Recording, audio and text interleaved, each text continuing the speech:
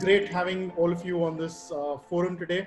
Uh, to start with, Whistling Woods always has this motto which says, do what you love. And if today there is anyone who proves this right, it's the man sitting across on the other side of the computer screen, Brian Tellis. It's an absolute privilege to have you in this conversation, Brian. Uh, there have been enough conversations on this forum and on various other forums on the academic front of events and experiential. So my purpose of taking all of you today was to bring to people what is the integral part of the industry, uh, how important is it to see the person behind the professional, and being a people's business, I cannot show anyone a better reflection of what you could be, because here is a man who has become one of the principal rock and roll rock stars in his career. Uh, as he strums his guitar, he also runs India's largest and most successful event and experiential marketing company. And in fact, it completes 25 years this year. So congratulations to you on that, Brian. And to dive straight in, my first question to you, Brian, is as a boy, you dreamed of a band and a guitar. You had the stage as your calling. Performing arts was something that wooed you and you wanted it to be the bread and butter of your life, but eventually you chose finance. How did this love for arts and finance come together to create a businessman called Brian Tellis? Your journey and its tribulations, Brian. Firstly, Jatin, thanks for the introduction. It was almost embarrassing.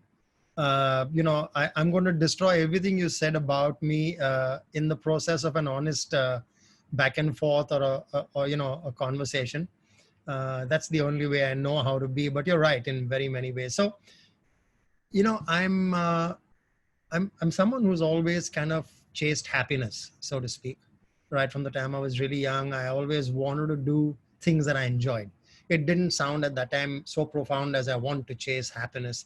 These are all kind of phrases I use now, but I was just a happy camper. I just wanted to be doing what I enjoyed doing.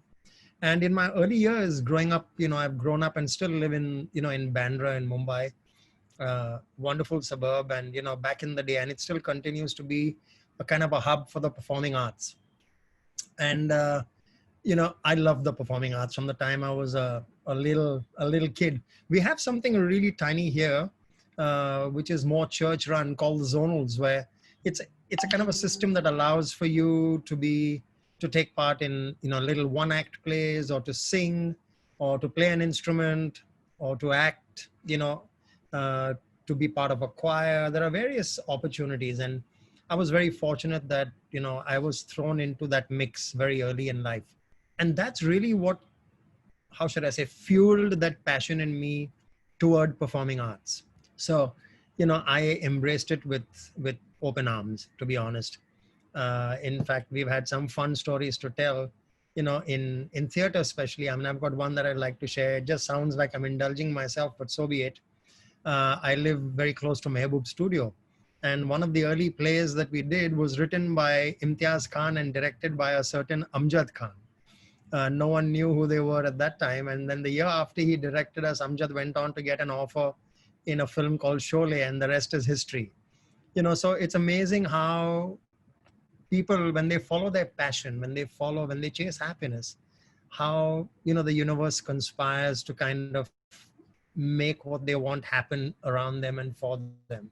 So I started off enjoying myself in the performing arts with no idea that my career would take shape around the performing arts or around entertainment or experiential. But what I did know is that I was a happy camper, like I said. So I continued to do what I was passionate about. I had a band, acoustic band called Voices, and we've performed at many gigs, including a big one back in '85 before any of our listeners were probably even born.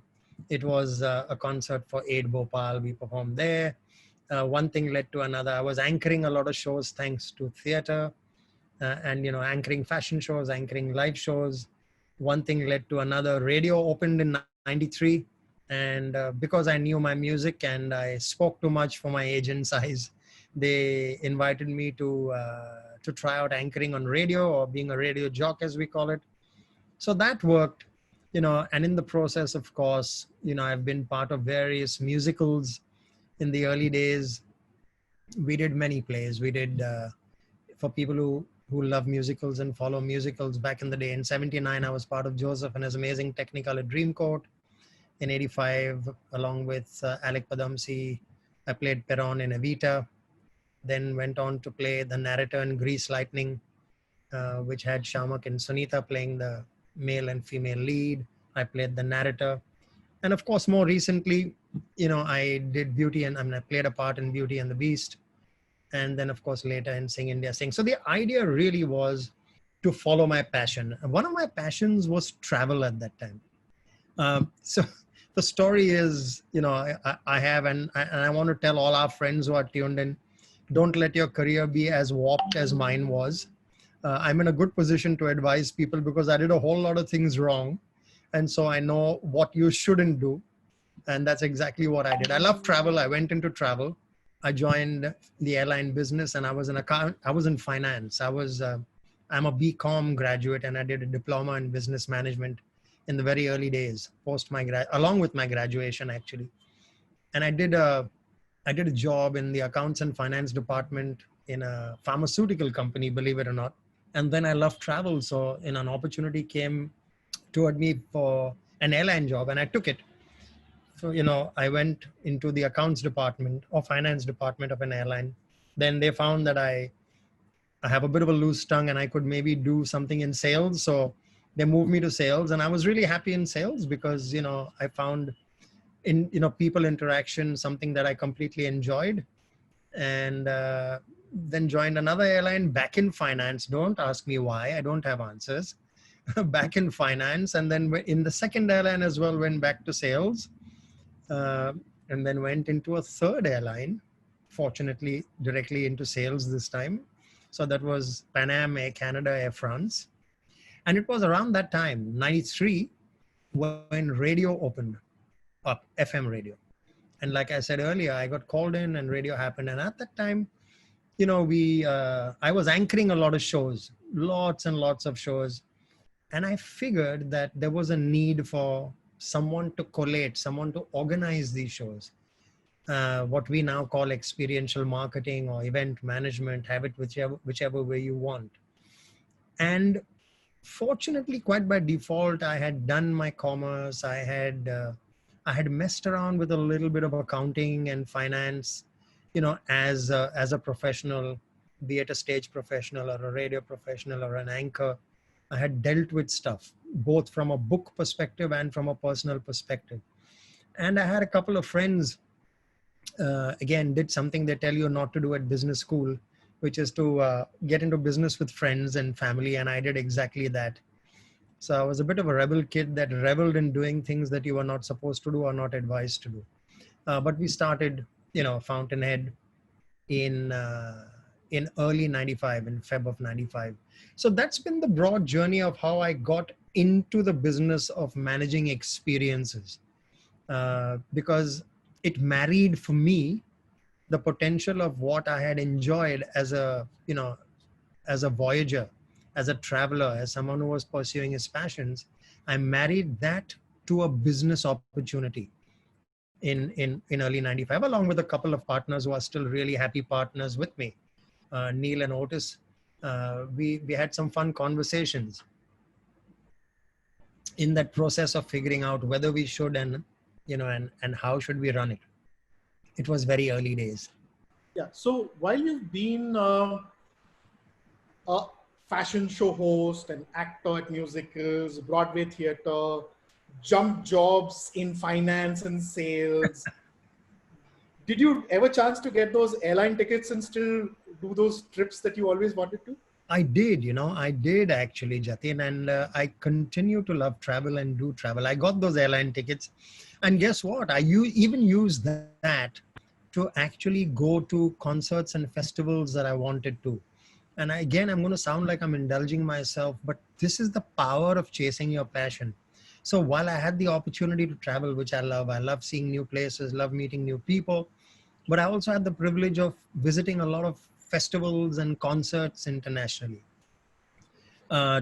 20 years ago, I went to the 30th anniversary of Woodstock in upstate New York, the festival, I mean, and I've seen umpteen, I don't want to sound, like I'm bragging, but I've had the privilege of seeing tons of events and tons of internet, and it was humbling. I must tell you, again was privileged in 96 to go to the Atlanta Olympics. I thought I was an event manager because by 96 we were 3 years, 3 years into planning, but 2 years into Fountainhead.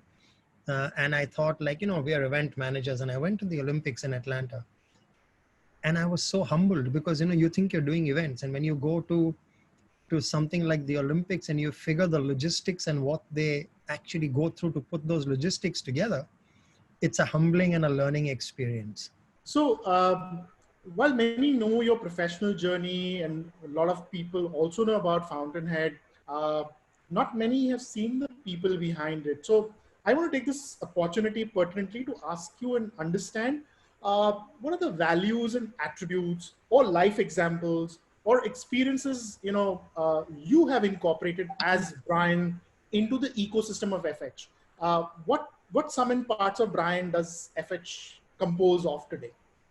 I must first admittedly say that it's not only Brian, it is, all three of us brought, I think, a fun factor to the table. So the first thing we decided as a collective was that we wanted to get into this business of doing events at that time because we enjoyed it. So, we always believe, and we continue to believe, that if you do something you love, you end up loving what you do. And if you love what you do, the results have no option but to be good. So we loved this business of putting experiences together, right from, the 90, 94, 95, when we spoke of and actually launched Fountainhead. So the first thing that we decided was that we were going to have fun doing what we did. And that continues to date. Even in a time like this, we actually try and have a little fun around what we do. We haven't lost our sense of humor, pandemic or no pandemic. We haven't lost the ability to have fun doing what we do. And I think that is very, very critical. Speaking of our vision, really, our vision in Fountainhead was to actually, through wonderful ideas, create communities. And we believed in this right from the early days. We have manifestations of it that run even today. We wanted to aggregate communities. We knew, that there are experiences that are the pivot, but the end result is communities come together. Whether it's communities for the benefit of the consumers or whether it's communities for the benefit of a brand is subjective, but it is communities coming together. And that's the essence of our business. And we figured that pretty early in our mission, in our journey of 25 years, like you said, to date. But also, I believe a journey requires some guiding lights, some pillars. It requires some values. And we have a, really interesting set of values. I think interesting to say the least, because, the acronym is PRIDE, PRIDE. And it put a smiles on our hearts. It put smiles on our hearts when we figured it out, because one of the key factors that drive us is to have a sense of purpose in what you do. You must have a defined purpose in what you do. And that stands for the P in PRIDE. R in PRIDE stands for reliability. In today's day and age, there are many people who can do what you do. Why and how do you stand out in the crowd? So one is having clear purpose. That's P. R for reliability. People must be able to leave a brief with you, leave a job with you, and shut their eyes and know that the job will be done, or at the very least, it won't be for lack of effort. The I stands for integrity. And this is something, I might sound like a preacher man here, but I want to say it, that that's one of the key differentiators, both on a personal level and on a company level or a community level. If you have integrity, and when I say integrity, I don't only mean in the commercial sense. I mean it, also in purpose or in intent. There must be integrity in intent. There must be integrity in commercial operations if you really want to stand the test of time. So that is something we pride ourselves on. So the I is for integrity. The D is for dignity in operation. I think we have a culture in Fountainhead that that ensures that we have a great respect for each other. In fact, in Fountainhead, we don't call each other, we don't say employees, it's always colleagues. Everyone knows where they figure in the hierarchy or in the org chart, but we are always colleagues to each other. And that speaks for the dignity with which we treat what we do and who we are. And E for excellence. And that's an ongoing challenge, because excellence is a journey actually. So, if you want our values, it's the 5 values that I just spoke about. And the acronym is PRIDE.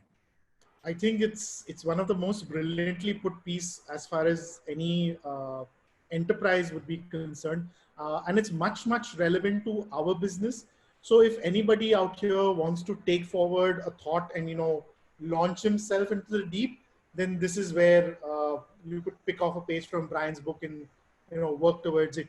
But yeah, while all have seen the glam and the rise of the enterprise, I want to put those rose-tinted glasses a little bit down, Brian, for you. And I want you to tell them and share with them a little bit about, what are the challenges? What are the niggles that typically comes with running an enterprise? How do you overcome them as a person? Of course, with your bandwidth experience, you must have sailed many a storms. But can you give those youngsters out there a little insight into saying, what could typically come out there in the big bad world that we are in? And how do you as a person have taken those challenges on and overcome them? I wouldn't call them problems, I would call them challenges. No, absolutely. I resonate completely with the word challenges.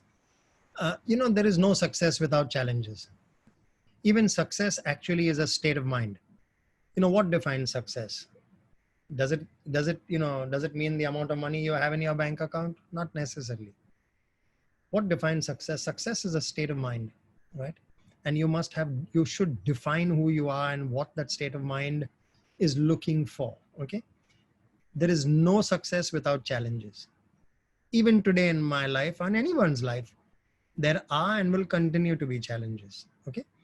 The idea is to be positive. The idea is, and I'll give you some cliches, but they really work for me.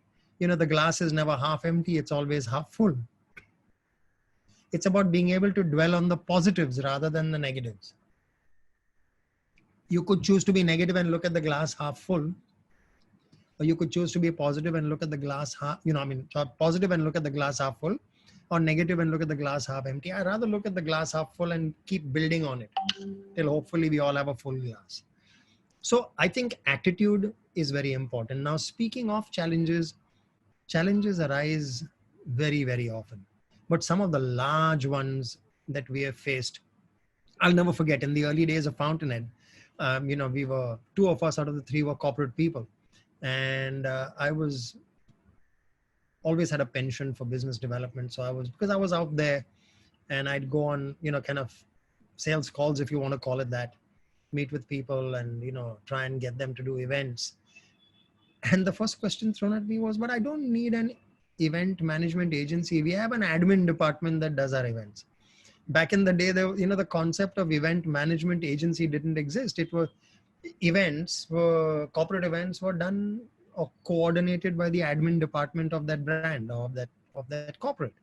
And then one had to kind of spend a little time, explain to them that, we were the single window.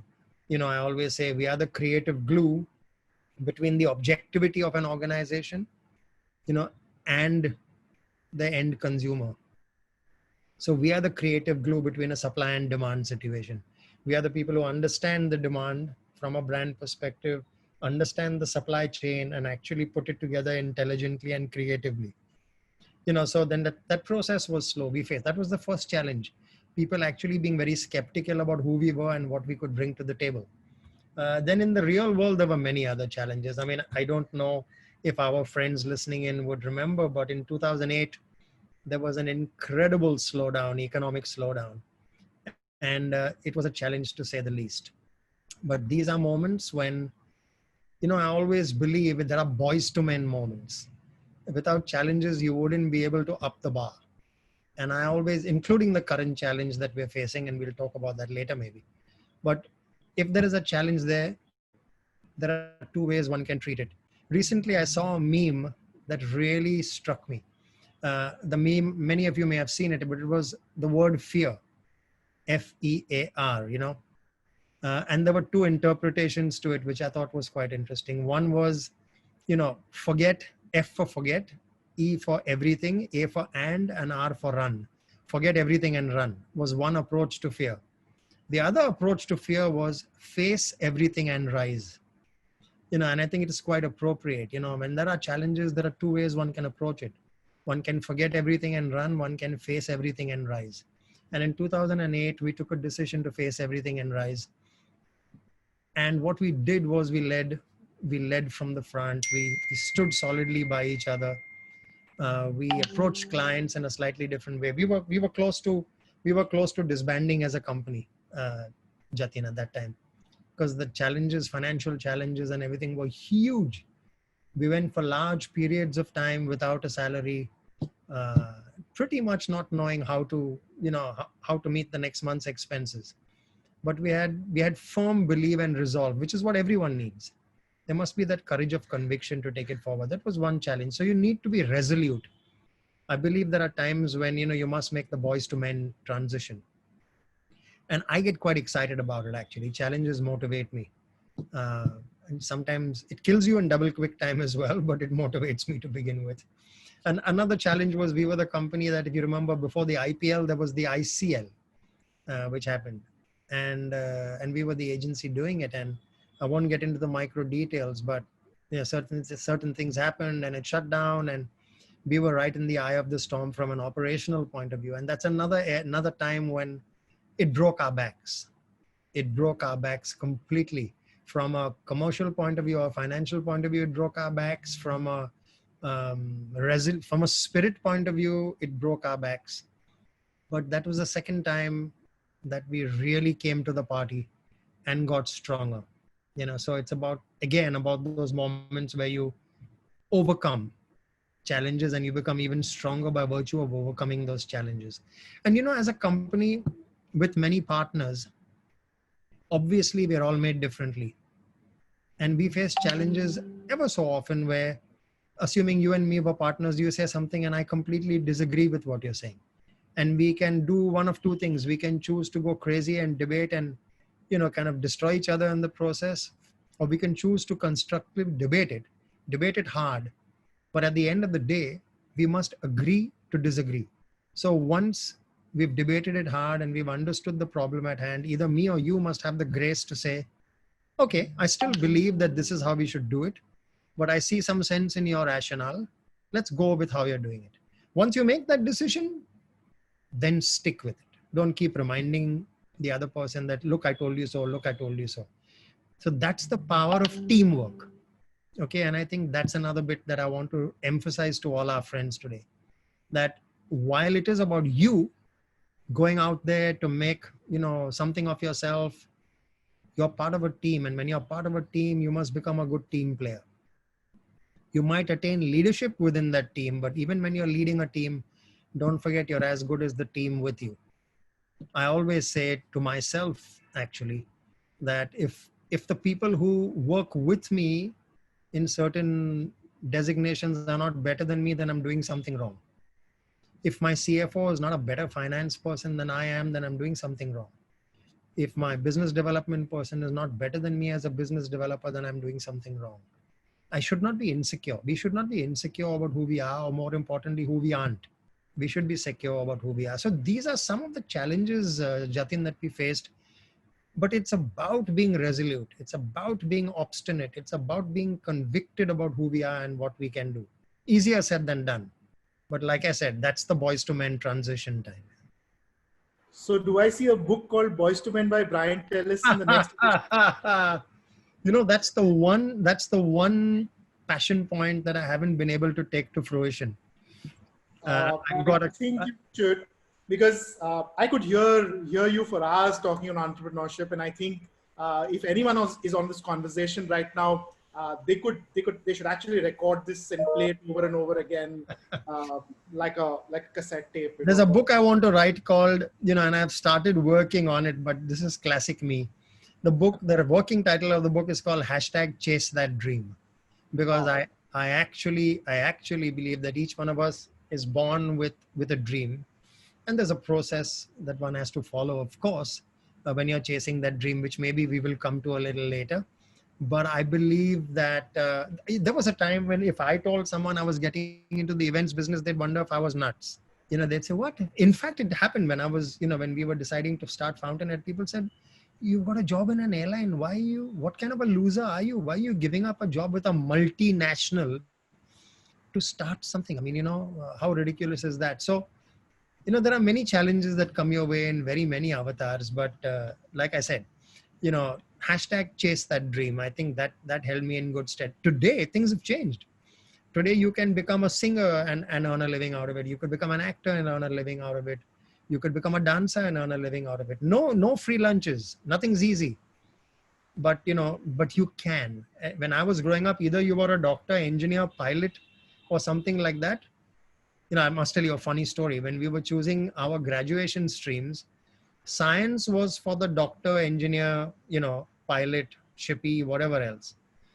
Arts was for the girls. Only girls took arts. So what did it leave? I certainly didn't want to become an engineer or a doctor. I certainly wasn't a girl. So I chose commerce. I mean, how ridiculous is that, right? Of course, when in hindsight, when I look back, doing that commerce helped me in becoming aware of finance and accounting and how to plot stories in finance and accounting. And it's helped me in very, very good stead.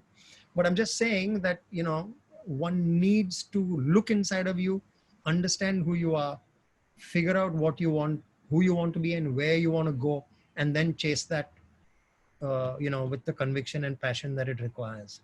So I have a question actually where I'm going to break in and take Hema Garg's question. He says, Brian, how do you start a band? That's an interesting question. How do you start a band? I'll tell you how we started a band. We used to hang out, and we all enjoyed music. We were 4 of us in that band. I have some crazy blackmail pictures. We had an acoustic band, so a couple of acoustic guitars, and and percussion. Just at that time, percussion was, the Coke can with raw rice inside of it that gave you the. That's how archaic. But we loved our music and we listened to common music, and actually we started discussing it more and more. And it's not about starting a band because Jatin started a band. It's not about starting a band because whoever, Tom or Harry, started a band. It's about starting a band because you enjoy music, because you enjoy being with each other and creating music together. So how do you start a band? Figure out who you are, figure out what you do best, figure out what it will take for people around you to help you become. So I'll tell you what, I'm more or less a tenor singer. Maybe a baritone, which is a mix of bass and tenor, but by and large a tenor. So some of my friends, whom we used to enjoy music with, one was, and names won't make sense, but Kim Cardoz was a very, very prominent singer. He's still around, still singing. So Kim was another one, but he had really high octaves. So he'd do the tenor part, I'd do the baritone part, and there were a couple of other friends, acoustic guitar players, and we came together. So it has to be organic. Another thing I want to say is don't do things because it's fashionable to do it. Do it because you believe you can do a good job of it and believe that you will be happy doing it. Very often we fall prey to societal pressures, through parental pressures, and that's a big trap. I fortunately was clear about what I wanted to do, and I didn't let anything kind of force me to do what I didn't want to do. But it was tempting, so-and-so is so good. Why don't I do it? There seems to be great scope. Even in the business we're in, why don't I do weddings? Because, weddings, there's great money in. But is that the reason I want to get into weddings? No.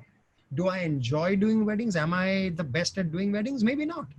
So let me stick to what I do best. That way I can specialize. That way I can really come up with some exciting results. So it's important to look within yourself, figure out what role, who you are, what role can you play, figure out people around you, and then create product, whether it's a band or whether it's a company or whether it is a product offering. So yes, this herd mentality, which a lot of people today do follow, saying this is trending, that is trending. Let me do this because XYZ is doing it. There has been a lot of that happening, especially in the education business. So I want you to give people here listening in, especially aspirants who want to enter our industry, the event industry, or future entrepreneurs, a 10-point plan. Can you like summarize and tell them what are the 10 things that they need to imbibe if they want to get into the relevance of the event management business? Yeah, thank you, Jatin. Actually, this is a beautiful question, and this is a question I will love addressing. I really will, because I think the answers that I'm going to, or the 10 points that I'm going to talk about, really are the 10 points that helped me in my journey. And I will I will wax a little eloquent about it. I will justify what I am saying by by giving you maybe some live examples. It might take a little time if you're okay with that, but You have all the time in the world, Brian. yeah. So I think the first thing one needs to do, Jatin, is to go on a discovery of who you are. Okay, what are the things that make you happy? Figure out what are the things that make you happy. Ask yourself, what are the things that make you happy? Who am I? Jatin may be very good at doing something he does. Would I be good at doing it? Would it make me happy? No, maybe not. So figure out who you are. I think one of the biggest challenges we face today is we don't spend enough time with ourselves. And I wish I could roll back the years, and become as young as the guys who are listening, guys and girls who are listening to us today. They're at a beautiful age. They need, my first bit of advice is spend some time with yourself, look into yourself, look at the world around you without any biases, and figure out who you are. I get sometimes people coming up to me and saying, I want to join event management. And when I ask them why, they say because it's glamorous. And I tell them normally that the glamour ends the day you enter the business. So, yes, while you might meet an X and a Y and a Z by mistake, there's no glamour. It's good, happy, hard work. So, that's the thing. That's the starting point. What are your passions to begin with? I love to sing. Like I told you, I performed in various musicals, sang jingles, had an acoustic band, like I said, and I continue to work in that direction. The second point, so one is go on a discovery, find out who you are. The second thing is make time for your passions. Like I was saying, while I am running a company along with my friends, one of the most important things I do is I keep my passion alive. And we all need to keep our passions alive. So find out who you are, find out where your passion points lie, then keep going at it. If you love theater, keep doing theater. If you love singing, keep singing. If you love dancing, keep dancing. Because these are passion points that you have, and these are passion points that will keep you alive and well, will keep as they say, the proverbial fire burning within you. So make time for your passions, hone your craft, be really good at what you do. There's no excuse for not being good at what you do. Like I said, I made time to do it. It not only brings you great joy, it also exposes you to a whole lot of people, who could help you in your life, in your professional life. So keep exploring, keep exploring. Then of course, define the terms you want to live life on. I think that's also very important. Very often we let society determine the terms we live on. So define the terms you want to live on and live it. Starting a event company in the 90s, in the early 90s, was not something that people did. Like I told you, they'd asked you why, they asked me why we started a company. But if you believe in an idea, it may be a new idea, go for it. So define the terms you want to live life on and live it. I also believe, I said half full versus half empty. Chase positivity. At a time like this, for instance, like the pandemic, it's a great time for us to lose focus. We could lose focus, we could lose passion, we could let depression set in. Don't. I'm going to use a cliche by saying all things must pass. It's not the easiest, okay?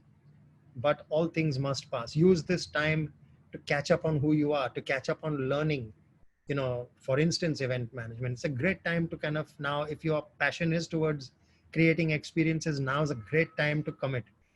I must give you an example actually of one of the triggers in my life of seeing positive over negative. And I'm going to tell a bit of a story here. I don't know how many people know, but I actually failed my SSE. and I got chastised for failing my SSC. And I told my father then, and he said, "Why can't you be like Jatin? You know, he's so good at what he does, and you know, he still fares so well academically." I knew I had failed not because of lack of intelligence. I had failed because I was a rock and roller, as you've billed me on your chat with me. But you know, I actually told my father at that tender age, I said, you know, I will hopefully one day prove myself right. And I made that a pivot point in my life. That's a classic case of using a challenge to become a better person. So chase positivity. I could have let that get me down, right? Like the word fear says, I could have, you know, forgotten everything and run.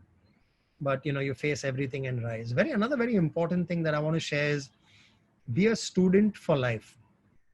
You know, my father would always tell me that there are some badges you wear through academics on your visiting card, whether it is a MBA or a DBM or a BCom or a BSc or whatever. There's one type of learning that's academics, conventional academics. There's another type of learning, which is learning from life itself. So be a student of life, where you learn from people around you. Be a student for life.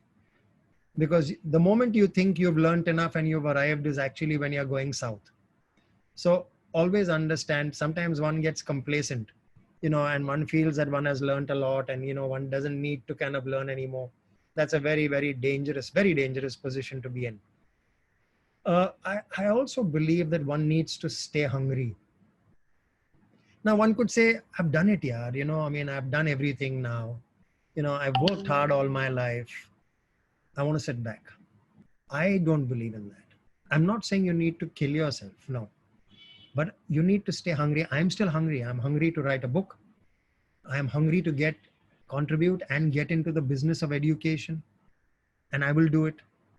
Certainly do it. I am hungry to continue to be passionate about the performing arts.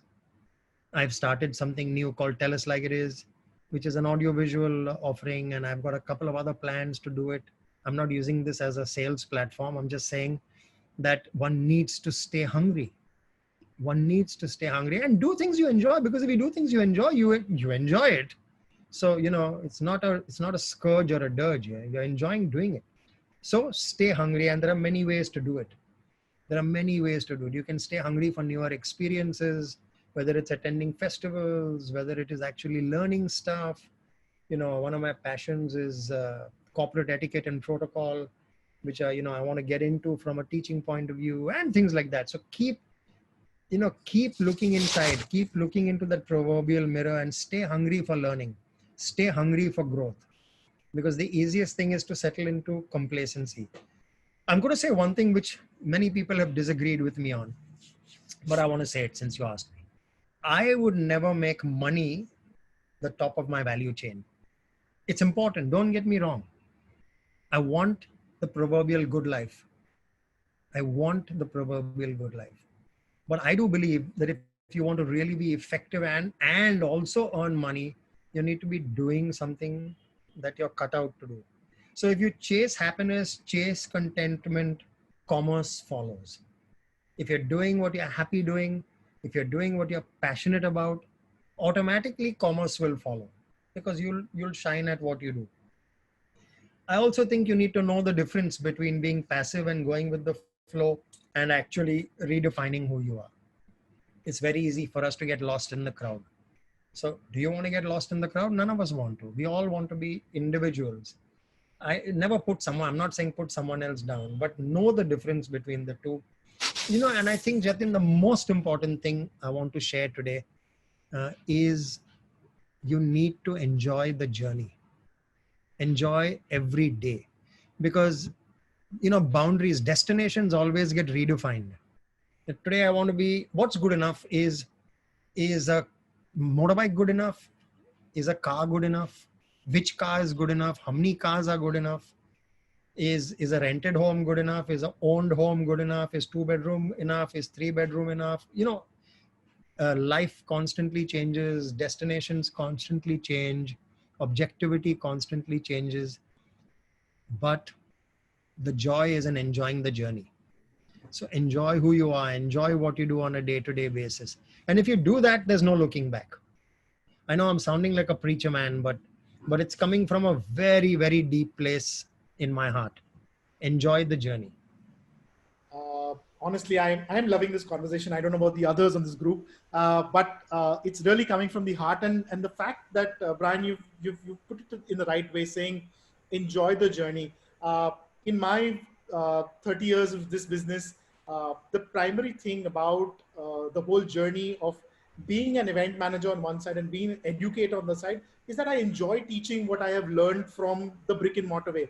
I never had a school to teach me what I know about events. So today, when I go out and teach young kids and I tell them what this business is all about, it's about giving a little part of me. So whether I live or not, it's a legacy that I'm going to live. And I'm sure you, Brian, also are doing the same thing. And that's exactly which I want to tell everyone here on this panel is that it's very important to take that message forward and keep driving at it. And as long as you keep enjoying the journey, you will actually reach a destination that you always wanted to do. So it's all about creating legacy. And I don't think it's only about creating money. Money actually flows with what you do. And I'm sure both of us in this room agree to that very strongly. Yeah. So Brian, there is a question from Steffi here on the Q&A panel. She says, how important is education to do event management? Or is it necessary to get on the field from day one and start learning while working brick and mortar in a company? So there is no one prescribed formula. Okay. Academics in the truest sense always helps. Always. Okay. So studying event management theoretically is very important. It can only help. It's not the only way to do it. I didn't study it. Like you didn't study it. I didn't study it. But I didn't study it because there was no option at that time. There weren't any people offering it. Today, I think we are blessed that institutions like, Whistling Woods are offering this as a medium, as a course, as a curriculum. So I think one should grab it with both hands. But I also want to say that our business is extremely, extremely volatile. And I don't say volatile in a negative way. I say it in a positive way. No two events. If this industry still doesn't have a measurement tool, it's because of the volatility of our business. And I find that exciting. No 2 days are the same. True. Which means I'm also saying that experience is a very, very integral part of the learning curve. So I think academics helps and helps tremendously. Okay, because it sets perspective. It gives you overarching perspective. But if I were to, and maybe now I'm going against the flow, but if I were to create a series of learning in the world of performing arts and in the world of experiential, give or take, okay, don't read into finality of percentage points. If traditionally in education, there is 70% academics and 30%, on-field learning, I would almost switch those percentage points. So let's say at the very least, I'd say 50% academics and 50% experiences, live experiences, because of the dynamism. I won't say volatility, but the dynamism of the work and the business that we're in. But I think it's a combination of both. That's the ideal way to go about it. Yeah, sorry. So Brian, you'd be happy to know that at Whistling Woods, we have actually adopted a method of simulative learning as a part of the entire curriculum delivery. Correct. So we don't have a theory model, but we have a model where we pick on a particular subject. We understand the movement of the subject in terms of what is required as best practices. And then we imbibe it in the form of a simulatory case and deliver it to the students. So that's how we're trying to combine what we do in a day-to-day business and put that academic angle to it and deliver it as a subject. So that's what we're trying as an effort. That's fantastic, Jatin. That's fantastic. And honestly, in my understanding of this business, y'all are doing it right. That's the way to do it. Okay, so there has been one more question here, and this is again a little tricky, but I'm sure you'll be able to get around. What do they don't teach at event management schools? Your version of what they don't teach at event management schools. So what do they don't teach at event management schools? What is your version of it? They don't teach hunger at event management schools. And I mean this. At not just event management schools, at any school, they teach you a certain prescribed curriculum, which is why I said what I said. So they don't teach you hunger. They don't teach you interpersonal relationship management. They don't, and that is critical. I'll give you an example. Our business is very competitive, so that there are 2 or 3 agencies pitching, or 2 or 3 people pitching for a certain job at hand. What do you believe would be the differentiator? What do you believe would be the differentiator? Give or take. I mean, I'll draw the analogy of tennis. I've had the privilege of actually knowing of, without getting into name dropping. And, I often got told that when you see a final of a Grand Slam, or you see a final of a big tournament, the guys on either side of the net are pretty much, give or take, the same quality of tennis players. The difference is here. The difference is in the mindset. The difference is in the mental getup. The difference is in the mental frame of mind. I read a book by, I think it was Rafael Nadal, Open, where he talks about one Wimbledon final that he lost in the green room to Roger Federer. And they played the next year in the Wimbledon final again, ironically. And he beat Roger Federer. And he says, I won the next year's final in the green room again. So the larger point I'm making is that, give or take, after a certain level, everyone's competing at the same level, individually or collectively, but it's the state of mind that actually determines who you are. And that is something they can't teach you at any school. That is something that you have to learn yourself. Life teaches you those lessons. So, I mean, those are the 2 points that immediately come to mind. I'm sure there'll be a couple more. So I don't want to end this conversation any other way. I'm going to ask you a very silly question, Brian. Have you stopped innovating? Have you stopped learning? Have you stopped revisiting your life lessons? I know the answer, but I'm going to want to take everyone through this. What is your answer on this, on the evolved life that you have? Where does it go from here? Yeah, I'll tell you. I'm exceedingly clear about it. The company I co-founded and helped run, Fountainhead, I think this is a great time. The pandemic is a great time for us to look into this beautiful product that we have created and actually reinvent it. And we're well on our way to reinventing it. I can't get into the micro details, but we're well on our way to reinventing it without losing objectivity of who we are and what we are out here to do.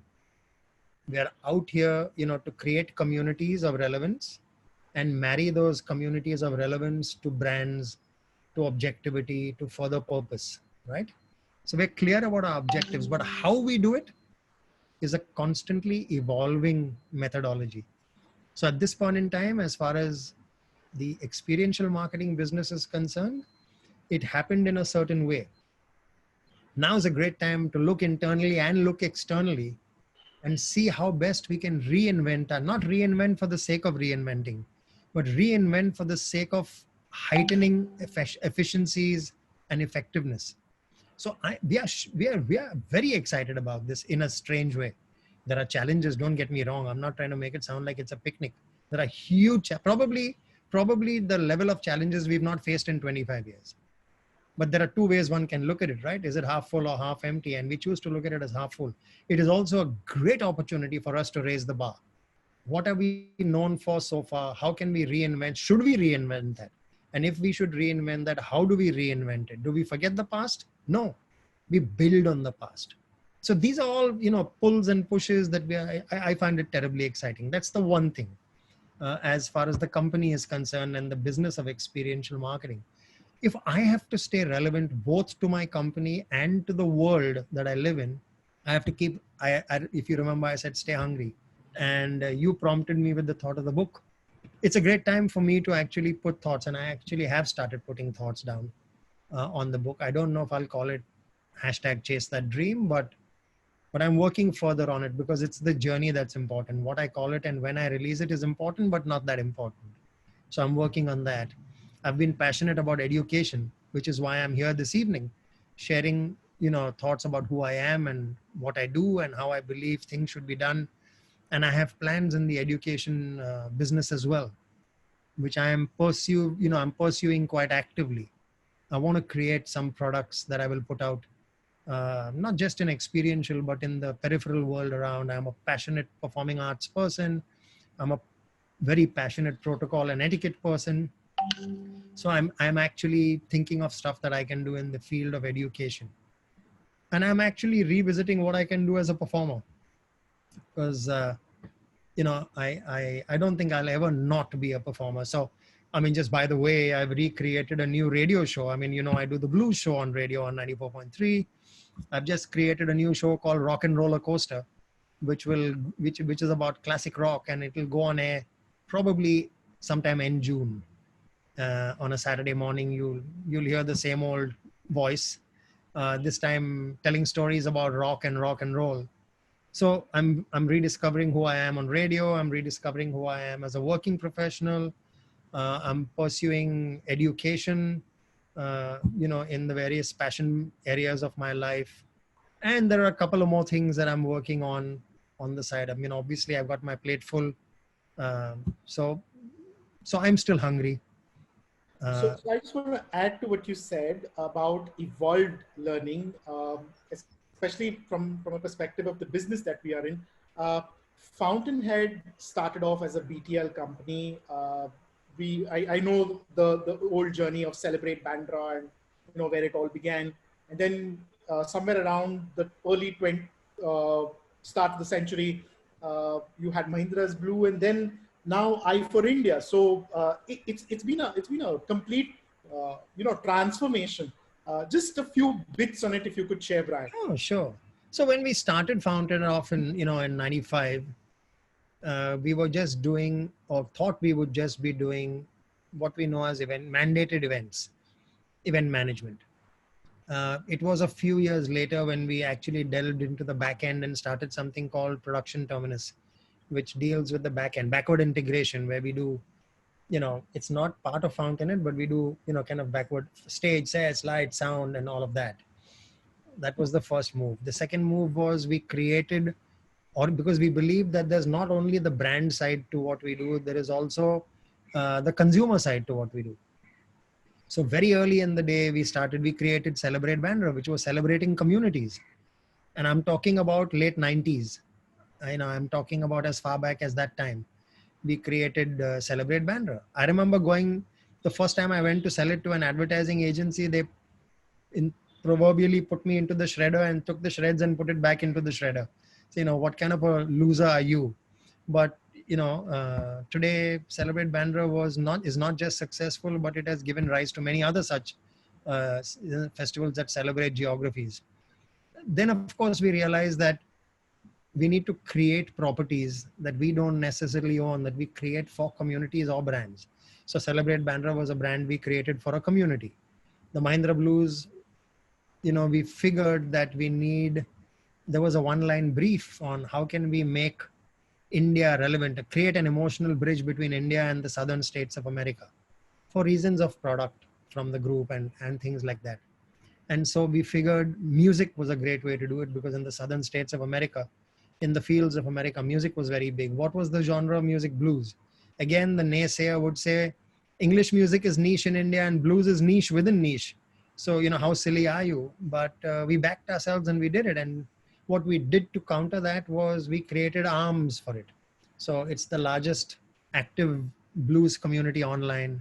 There's a radio show that's been on for, close to 10 years and the likes. So, we decided that we need to create arms. So one arm was Orange Juice, where we create intellectual properties for communities or for brands. Then we realized actually, 9-10 years ago, that it is very, very important to evolve. So we now have a full-fledged, we've had it for 9 years, a digital department. And today it's become the flavor of the season, but we actually have a separate P&L for the last 8 years or 9 years, which is purely digital. And we don't deal with India. We're dealing with international brands across continents, where we're creating mapping systems for activations and a whole load of things. So, we did that because we realized, fortunately, early enough that the method of how we marry brands with consumers or communities is evolving. So it's not about is an IPL event, is it an on ground event or a television event? The lines are blurred, Television. right? So, the lines are blurred. It does happen. If it doesn't happen on ground, there is no television event. But yet, as you just said, it's a television event. So those lines of above the line, below the line, through the line have all gone.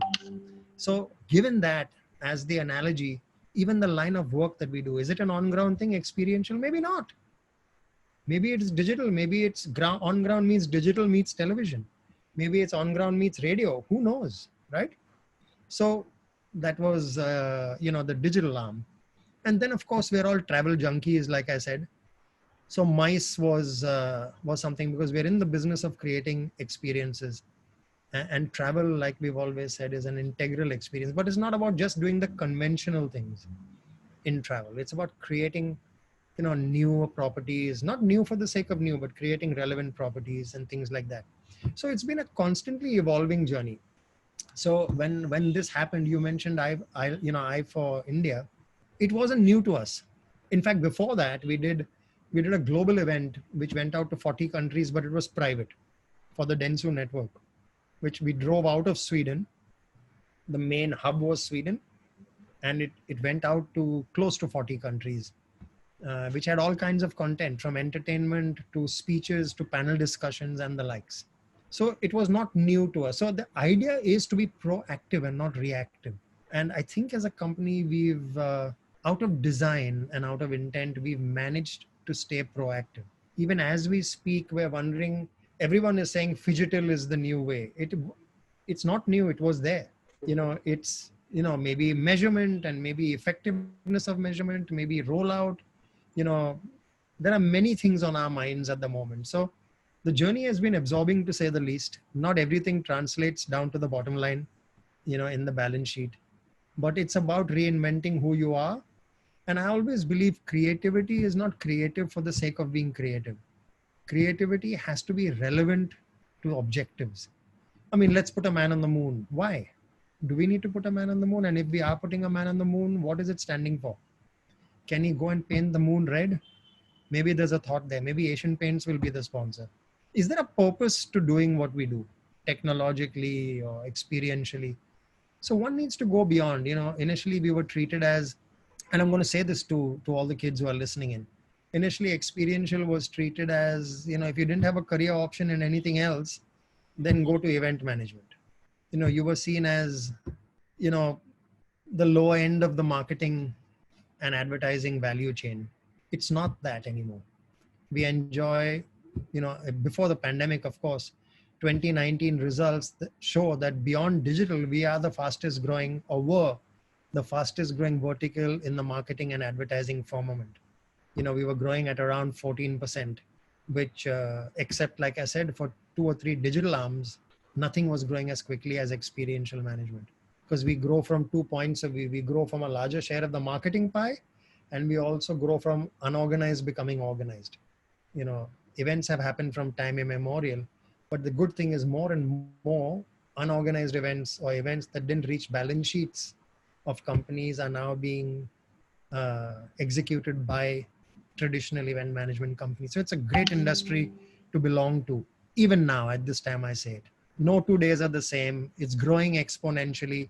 Yes, we're going through a not so happy time at this point in time, but all things must pass, and this too shall. So yeah, Brian, I take this opportunity to thank you. It was a very, very lovely session. A lot of food for thought for all the students listening to the man himself. Yeah, so students, you all can put in your queries, continue putting in your queries, and we'll be very happy to answer. And Brian, thank you so much for being with us this evening. I just want to say, I want to take this opportunity to say to all of you guys, at Whistling Woods, you're doing a great job, and I think it's a much needed exercise that y'all are going through. So as an industry person, I just want to say thank you, firstly.